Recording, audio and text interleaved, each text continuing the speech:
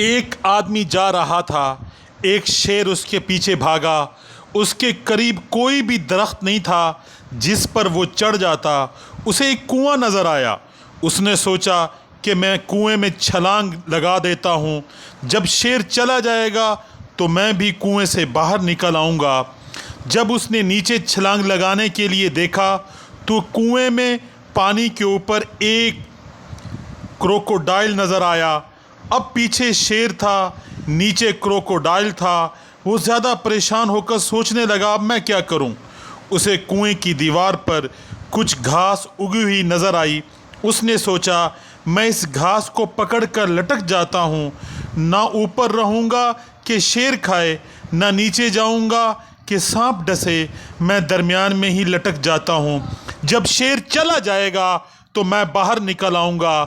تھوڑی دیر کے بعد اس نے دیکھا ایک کالا اور ایک سفید چوہا دونوں اسی گھاس کو کاٹ رہے ہیں جس گھاس کو میں پکڑ کر لٹک رہا ہوں۔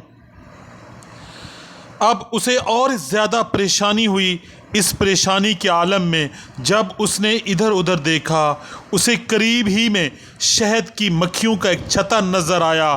اس پر مکھیاں تو نہیں تھیں مگر وہ شہد سے بھرا ہوا تھا۔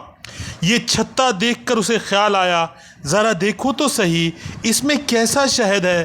چنانچہ اس نے ایک ہاتھ سے گھاس کو پکڑا، دوسرے ہاتھ کی انگلیوں پر جب شہد لگا کر چکھا تو اسے بڑا مزہ آیا۔ اب وہ اسے چاٹنے میں مشغول ہو گیا۔ نہ اسے شیر یاد رہا، نہ اسے اژدہا یاد رہا، نہ اسے چوہے یاد رہے۔ سوچے اس کا انجام کیا ہوگا۔ اے دوست، تیری مثال اس انسان کی ہے، ملک الموت شیر کی مانند تیرے پیچھے لگا ہوا ہے۔ قبر کا عذاب اس کروکوڈائل کی صورت میں تیرے انتظار میں ہے۔ کالا اور سفید چوہا یہ تیری زندگی کے دن اور رات ہیں۔ گھاس تیری زندگی ہے جسے چوہے کاٹ رہے ہیں۔ یہ شہد کا چھتا دنیا کی لذتیں ہیں جن سے لطف اندوز ہونے میں تو لگا ہوا ہے۔ تجھے کچھ یاد نہیں، سوچ کہ تیرا کیا انجام ہوگا۔ واقعی بات یہ ہے کہ انسان دنیا کی لذتوں میں پھنس کر اپنے اللہ رب العزت کو ناراض کر لیتا ہے۔ کوئی کھانے پینے کی لذتوں میں پھنسا ہوا ہے، کوئی عورتوں کی لذت میں پھنسا ہوا ہے، کوئی اچھے عہدے کی لذت میں پھنسا ہوا ہے، کوئی شہرت کی لذت میں پھنسا ہوا ہے، کوئی سیاست کی لذت میں پھنسا ہوا ہے۔ یہی لذتیں انسان کو آخرت سے غافل کر دیتی ہیں۔